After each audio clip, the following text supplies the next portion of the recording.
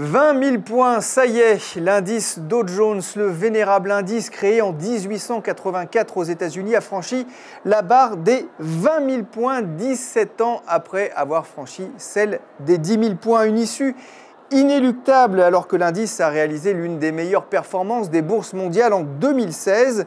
Mais c'est vrai que ce record s'est fait attendre. Les traders américains avaient préparé leur casquette commémorative dès les vacances de Noël.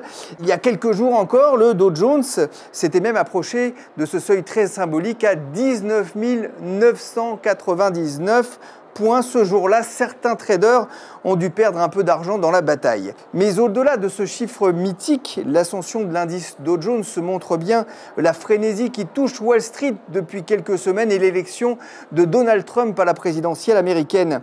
En à peine 2 mois, ces 30 actions les plus représentatives du capitalisme américain ont progressé de plus de 9%.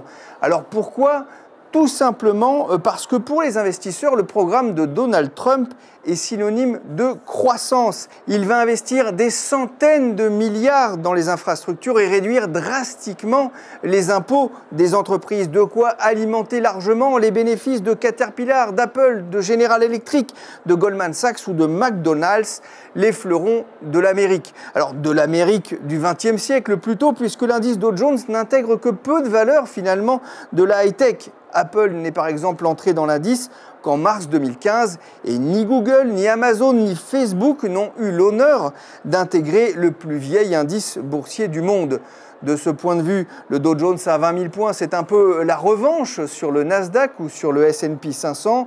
Un conseiller financier prédisait il y a quelques années que quand le Dow Jones franchira cette barre des 20 000 points, cela sera célébré partout dans le monde, alors que personne dans le grand public ne se rendra compte que l'indice S&P 500 a franchi la barre des 2 000 points. Et oui, tout le monde ne mérite pas d'être dans le journal de Claire Chazal.